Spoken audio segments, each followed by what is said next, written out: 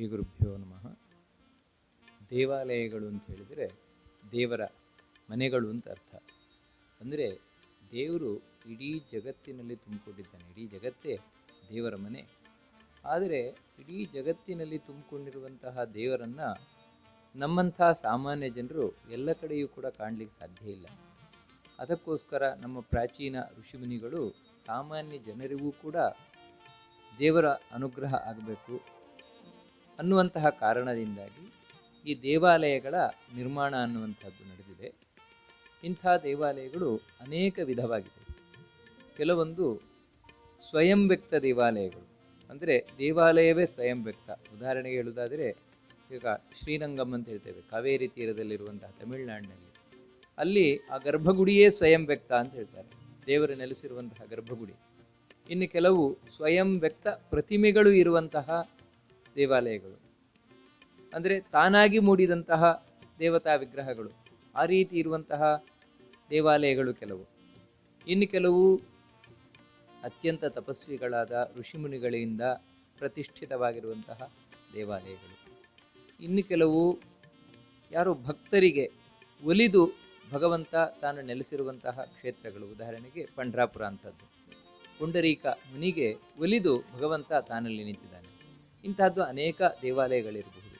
ಇನ್ನು ಕೆಲವು ರಾಜ ಮಹಾರಾಜರುಗಳು ತಾವು ಕಟ್ಟಿಸಿರುವಂತಹ ದೇವಾಲಯಗಳು. ಯಾಕಂದರೆ ಹಿಂದೆ ರಾಜ ಮಹಾರಾಜರುಗಳು ಅವಶ್ಯವಾಗಿ ದೇವಾಲಯಗಳನ್ನು ನಿರ್ಮಾಣ ಮಾಡ್ತಾ ಇದ್ರು. ಅದಕ್ಕಾಗಿ ನಾವಿವತ್ತು ಹೊಯ್ಸಳ ಮಹಾರಾಜರು, ಪಲ್ಲವ ಮಹಾರಾಜರು, ಇಂತಹ ಮಹಾರಾಜರುಗಳು ತಾವು ಕಟ್ಟಿಸಿರುವಂತಹ ದೇವಾಲಯ, ಅದನ್ನು ಕಾಣಬಹುದು. ಇನ್ನು ಕೆಲವು ಆಯಾ ಪಂಗಡಗಳಿಗೆ ಸೇರಿರುವಂತಹ ದೇವಾಲಯಗಳು, ಇನ್ನು ಕೆಲವು ಗ್ರಾಮ ದೇವಾಲಯಗಳು, ಪಟ್ಟಣ ದೇವಾಲಯಗಳು. ಈ ರೀತಿ ದೇವಾಲಯಗಳು ಅನೇಕ ವಿಧವಾಗಿದೆ. ಇನ್ನೊಂದು ಏನಂತ ಹೇಳಿದರೆ, ಈ ದೇವಾಲಯಗಳು ಒಂದೊಂದು ಸ್ಥಳಗಳಲ್ಲಿದೆ. ಕೆಲವೊಂದು ಪಟ್ಟಣದಲ್ಲಿದೆ, ಕೆಲವೊಂದು ಗ್ರಾಮದಲ್ಲಿದೆ, ಕೆಲವೊಂದು ನೀರಿನ ಮಧ್ಯದಲ್ಲಿದೆ, ಕೆಲವೊಂದು ಬೆಟ್ಟದ ಮೇಲಿದೆ. ಈ ರೀತಿ ಒಂದೊಂದು ದೇವಾಲಯಗಳು ಒಂದೊಂದು ಕಡೆ ಇದೆ. ಇಂಥ ದೇವಾಲಯಗಳ ವೈಶಿಷ್ಟ್ಯವೂ ಕೂಡ ಭಿನ್ನ ಭಿನ್ನವಾಗಿರುವಂಥದ್ದು. ಒಂದೊಂದು ದೇವಾಲಯಕ್ಕಿಂತ ಇನ್ನೊಂದು ದೇವಾಲಯದ ವೈಶಿಷ್ಟ್ಯ ಭಿನ್ನ ಭಿನ್ನವಾಗಿರುತ್ತದೆ. ಮತ್ತು ಇನ್ನೊಂದು ಏನಂತ ಹೇಳಿದರೆ, ಕೆಲವೊಂದಕ್ಕೆ 10,000 ವರ್ಷಗಳ ಇತಿಹಾಸ ಇದೆ, ಇನ್ನು ಕೆಲವಕ್ಕೆ ಸಾವಿರಾರು ವರ್ಷಗಳ ಇತಿಹಾಸ, ಇನ್ನು ಕೆಲವಕ್ಕೆ 100 ವರ್ಷಗಳ ಇತಿಹಾಸ. ಈ ರೀತಿ ತಾವು ಬಹಳ ಇತಿಹಾಸಗಳಿಂದ ಕೂಡಿರುವಂತಹ ದೇವಾಲಯಗಳು ಕೂಡ ಅನೇಕ ಇವೆ.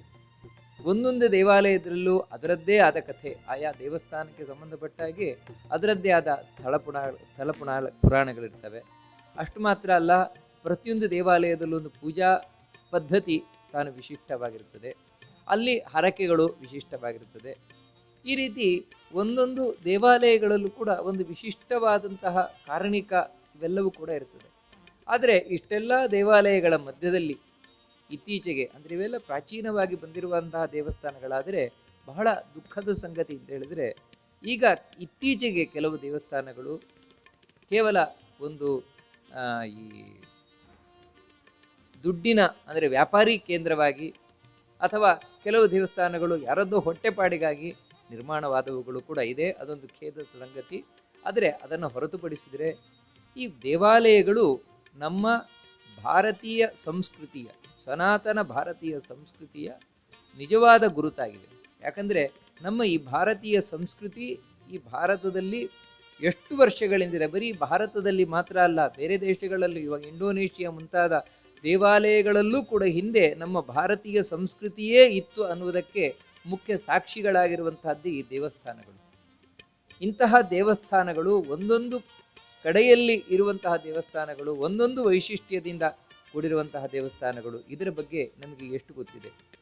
ಏನೋ ಕೆಲವೊಂದು ದೇವಸ್ಥಾನಗಳೇ ಹೊರತು ಒಂದೊಂದು ಊರಿನಲ್ಲಿರುವಂತಹ ದೇವಸ್ಥಾನಗಳು, ಹಳ್ಳಿಯಲ್ಲಿರುವಂತಹ ದೇವಸ್ಥಾನಗಳು, ಅದರ ವೈಶಿಷ್ಟ್ಯಗಳು ಇವೆಲ್ಲವೂ ಕೂಡ ನಮಗೆ ಗೊತ್ತಿಲ್ಲ. ಯಾಕಂದರೆ ನಾವು ಅದರ ಬಗ್ಗೆ ತಿಳ್ಕೊಳ್ಳಿಕ್ಕೆ ಪ್ರಯತ್ನವೂ ಮಾಡುವುದಿಲ್ಲ. ಆದರೆ ಈ ವಿಷಯದಲ್ಲಿ ತಾವಾಗಿಯೇ ಯಾವುದೇ ಒಂದು ಆಸೆ ಆಕಾಂಕ್ಷೆಗಳಿಲ್ಲದೆ ಪ್ರಯತ್ನವನ್ನು ಪಡ್ತಾ ಇರುವಂಥವರು ಶ್ರೀಯುತ ಶಿವಾನಂದರವರು.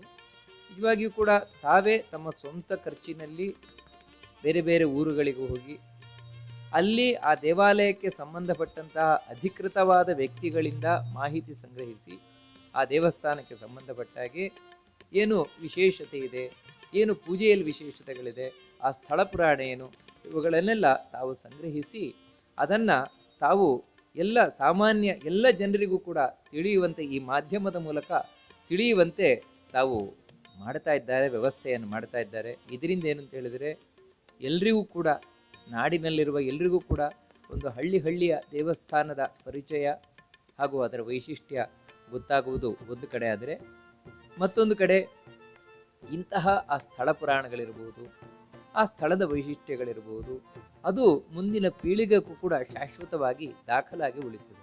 ಇಲ್ಲದೇ ಇದ್ದರೆ ಈಗಿನವರ ಬಾಯಲ್ಲಿರುತ್ತದೆ, ಮುಂದೆ ಆಗಬೇಕಾದ್ರೆ ಅದು ಹೋಗ್ಬೋದು. ಅಂತಹ ಆಯಾ ಸ್ಥಳದ ವೈಶಿಷ್ಟ್ಯ ಹಾಗಾಗಬಾರ್ದು, ಅದು ಶಾಶ್ವತವಾಗಿ ನಿಲ್ಲಬೇಕು ಎನ್ನುವ ಕಾರಣದಿಂದಾಗಿ ಈ ಮಾಧ್ಯಮದ ಮೂಲಕವೂ ಕೂಡ ತಾವು ತೋರಿಸಿ ತಿಳಿಸಿಕೊಡ್ತಾ ಇದ್ದಾರೆ. ಅಷ್ಟು ಮಾತ್ರ ಅಲ್ಲದೆ ಪುಸ್ತಕ ರೂಪದಲ್ಲೂ ಕೂಡ ಅದನ್ನು ತಾವು ತರ್ತಾ ಇದ್ದಾರೆ. ಇಂತಹ ಪ್ರಯತ್ನ ಏನಿದೆ, ಶಿವಾನಂದರು ಮಾಡ್ತಾ ಇರುವಂತಹ ಪ್ರಯತ್ನ, ಇದು ಸಾರ್ಥಕವಾಗಲಿ, ನಿಜವಾಗಲೂ ಅನೇಕ ಮಂದಿಗೆ ಇದರಿಂದ ಉಪಯೋಗ ಸಿಗಲಿ ಅಂತ ಹೇಳಿಕೊಳ್ತಾ, ಮತ್ತು ಇನ್ನೊಂದೇನೆಂದರೆ ಈ ದೇವಸ್ಥಾನಗಳಿಗೆ ಸಂಬಂಧಪಟ್ಟ ಹಾಗೆ ಅಲ್ಲಿಯ ಸ್ಥಳ ಪುರಾಣಗಳಿರ್ಬೋದು ಮುಂತಾದವುಗಳ ವಿಷಯದಲ್ಲಿ ನಾವು ಕೇವಲ ಜನರ ನಂಬಿಕೆ ಏನಿದೆ ಆ ನಂಬಿಕೆಗೆ ಮಾತ್ರ ಮಾನ್ಯತೆಯನ್ನು ಕೊಡಬೇಕಾದದೇ ಹೊರತು ಅದರ ಬಗ್ಗೆ ಶಾಸ್ತ್ರದಲ್ಲಿ ಈ ರೀತಿ ಇದೆ, ಆ ರೀತಿ ಇದೆ ಅಂತ ಚರ್ಚಿಸುವಂಥದ್ದಷ್ಟು ಒಲಿತಲ್ಲ ಅಂತ ಕಾಣಿಸ್ತದೆ. ಯಾಕಂದರೆ ಇಂತಹ ಗ್ರಾಮದ ದೇವಸ್ಥಾನಗಳಲ್ಲೆಲ್ಲ ಏನಂತ ಹೇಳಿದರೆ ನಂಬಿಕೆ ಮುಖ್ಯವಾಗಿರ್ತದೆ. ಆ ನಂಬಿಕೆಗೆ ಅನುಗುಣವಾಗಿ ತಾವು ನಡ್ಕೊಂಡು ಹೋಗ್ತಾ ಇರ್ತಾರೆ. ಆ ನಂಬಿಕೆಯನ್ನು ಶಿವಾನಂದರವರು ತಾವು ಈ ಮಾಧ್ಯಮದ ಮೂಲಕ ನಮ್ಮೆಲ್ಲರಿಗೂ ಕೂಡ ತಿಳಿಸ್ತಾ ಇದ್ದಾರೆ. ಅಂತಹ ಆ ಪ್ರಯತ್ನ ಶ್ಲಾಘನೀಯವಾದದ್ದು ಇನ್ನೂ ಮುಂದುವರಿಲಿ. ಇನ್ನೂ ನಮ್ಮ ನಾಡಿನ ಅನೇಕ ದೇವಾಲಯಗಳ ಪರಿಚಯ ಎಲ್ರಿಗೂ ಕೂಡ ಸಿಗುವಂತಾಗಲಿ ಅಂತ ಪ್ರಾರ್ಥನೆಯನ್ನು ಮಾಡ್ತಾ ನನ್ನ ಈ ಮಾತುಗಳನ್ನು ಆ ಭಗವಂತನಿಗೆ ಅರ್ಪಣೆಯನ್ನು ಮಾಡ್ತೀನಿ.